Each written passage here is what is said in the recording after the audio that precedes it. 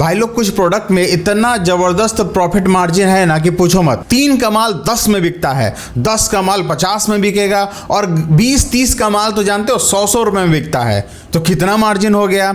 और ऐसा धंधा जानते हो सब लोग करना चाहता है। आप भी करना चाहते होगे कि भाई कोई 3 रुपये का माल हो उसको 10 में बेचें, 10 में बिकता है, लोग खरीदते हैं और उसका परचेज वैल्यू सच बताता हूँ एकदम इतना ही पड़ता है। 3 रुपये का माल 10 रुपया, 10 का माल 50 रुपये में बिकेगा और 20-30 रुपये का माल जो है ना वो 100 रुपये में बिकता है। लेकिन इसके पीछे की जो सच्चाई है ना वो जब जानोगे ना तो बोलोगे कि भाई ये धंधा तो ये जितना प्रॉफिट मिल रहा है ना वो भी बेकार है। आखिर वो कौन सा धंधा है। ये एकदम तपस्या वाला धंधा है। पूरा साल सेविए तो फिर एक बार पैसा कमाइए। ये सारा सीजनेबल धंधा होता है, जैसे कि राखी का, पूजा का आइटम, पटाखे का आइटम, होली का आइटम, ये सारा जो है सीजनेबल जो आइटम है उसमें बम्पर कमाई होता है। लेकिन क्या है कि वो आपके सिर्फ सीजन में माल बिकेगा, सीजन के अलावा कहीं नहीं बिकेगा, कभी नहीं बिकेगा। कभी कभार तुक्का तुक्का कुछ लोग आ जाते हैं, लेकिन राखी तो आपका साल भर नहीं ना बिकेगा, एक ही बार बिकेगा। पटाखा बिक सकता है सालों भर थोड़ा थोड़ा थोड़ा थोड़ा, लेकिन मान लीजिए कि आपका रेंट है, आपका अपना खर्चा है, स्टाफ खर्चा है, वो सारे खर्चे निकल जाएंगे क्या? जितने महीने भर में बिकेंगे नहीं निकलेंगे। वो कब निकलेगा? वो दिवाली के टाइम ही निकलेगा। तो ये सारे जो आइटम होते हैं ना वो बस सेवने के हैं। ऐसे ही कुछ प्रोडक्ट मेरे सामने आए, एक भाई साहब बता रहे हैं इसका बिजनेस करने का। बिजनेस तो जबरदस्त है, प्रॉफिट भी जबरदस्त है, लेकिन भैया ये साल भर तो बिकेगा ही नहीं। ये वैसी चीज नहीं है जिसका रिपीट ऑर्डर आता है, वन टाइम ऑर्डर आता है, वन टाइम सेल है इसका। या तो मेले में सेल होगा या तो फिर कोई आप गिफ्ट शॉप खोल लो तो वहां पे सेल होगा। तो यहाँ पे ऐसी चीज ये नहीं है कि भाई खाने पीने की चीज है, पहनने की चीज हो, मेडिसिन हो, ये सब चीज में प्रॉफिट मार्जिन थोड़ा कम है लेकिन सेल अच्छा है। अब आप कहेंगे कि भाई दवाई में, कपड़े में और खाने पीने में प्रॉफिट कम है। भाई उसमें भी प्रॉफिट अच्छा है, लेकिन सोचो कि दुकानें कितनी हैं, आपको रेंज कितना रखना पड़ता है ना। तो कोई भी बिजनेस करिए तो थोड़ा सोच समझ के करिए। अगर आपने ऐसे वीडियोस देख करके अपना बिजनेस स्टार्ट कर दिया, पूरा प्रोडक्ट ले आए, आइटम भर लिए 10,000, 20,000, 25,000 का, और सोच के अब तो भाई 20,000 का माल 75,000 का हो जाएगा, 10,000 का माल 50,000 का हो जाएगा, लेकिन वो 10,000 का माल 50,000 कितने दिन में बिकेगा ये सोचिएगा ना तो आपका दिमाग खराब हो जाएगा। एक गिफ्ट आइटम जो भी आप मार्केट से परचेज करके लाते हैं तो वो एक आइटम नहीं लाते। मैं जनरली रिटेलर की बात कर रहा हूँ, मैं वो कस्टमर की बात नहीं कर रहा हूँ, मैं रिटेलर की बात कर रहा हूँ जो दुकान खोल के रखते हैं या फिर कहीं छोटा मोटा ठेला वेला लगा करके रखे हैं, गिफ्ट आइटम, खिलौने की आइटम, ये सारी चीज़ें। तो वो खरीद करके आप लाते हैं तो क्या तुरंत बिक जाता है?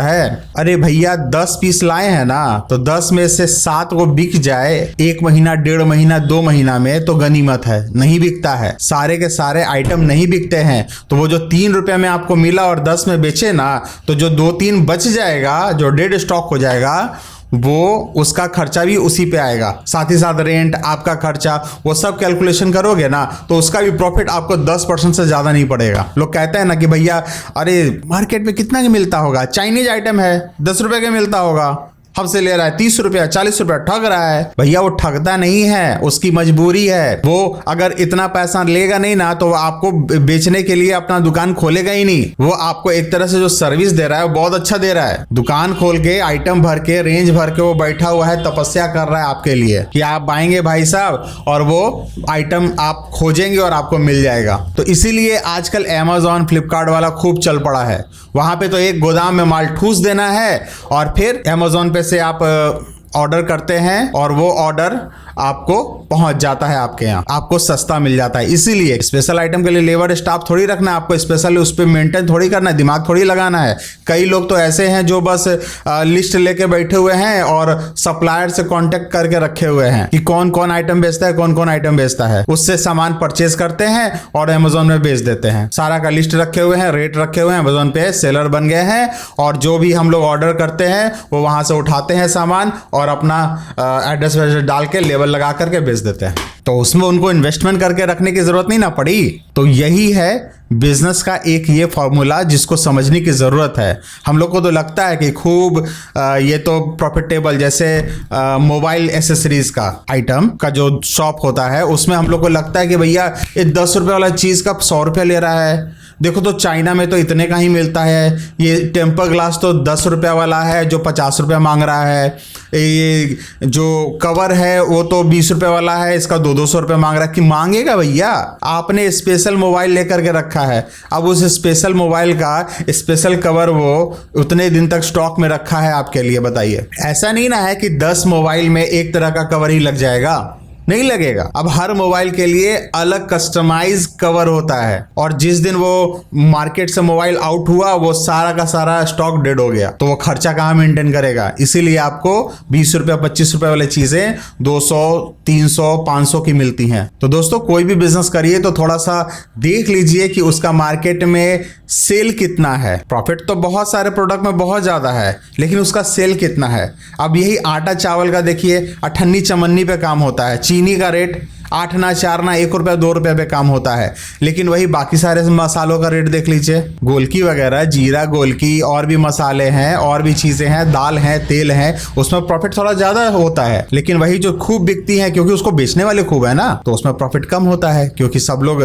चाहते हैं कि भाई जल्दी जल्दी बिके, जितना ज़्यादा ट्रांजेक्शन हो उससे पैसे कम प्रॉफिट आए, ज़्यादा सेल। और जिन चीज़ों का सेल कम है उसमें लोग ज़्यादा प्रॉफिट लेते ही लेते हैं, क्योंकि उसमें पैसे का इन्वेस्टमेंट हो जाता है, उसमें समय का इन्वेस्टमेंट हो जाता है, आपने गोदाम ले रखा है, स्टाफ है, वो सारे इन्वेस्टमेंट होते हैं, तो सब कहाँ जोड़ेगा, उसी पे ना। इसीलिए आलू आपको सब जगह बराबर रेट में मिलेगा, लेकिन गोभी वगैरह ये सब जो है ना, वो सब का रेट महंगा मिलेगा। वो सब पे मार्जिन आपको 30 से 40% तक हो जाता है, लेकिन ये सारे आलू वगैरह जो है ना, उस पे दुकानदार ज़्यादा मार्जिन नहीं लगते हैं। आलू, प्याज और भी चीज़ें एक जनरल रेट में आपको मिल जाती हैं, ज़्यादा उस पर मार्जिन नहीं होता है। तो दोस्तों, कोई भी बिजनेस करिए सोच समझ के करिए, उसका डिमांड एंड सप्लाई देख लीजिए कि मार्केट में डिमांड कितना है। डिमांड मतलब कि आज का डिमांड नहीं, उसका साल भर का डिमांड कैसा है, और फिर सप्लाई कैसी है, उन सभी चीज़ों पे आपका बिजनेस तय होगा, आपका प्रॉफिट मार्जिन सेट होगा। क्योंकि अगर आपने एक दुकान खोला है तो आप 1 महीने के सेल पर उस दुकान को नहीं चला सकते हैं, और आपको चलाने के लिए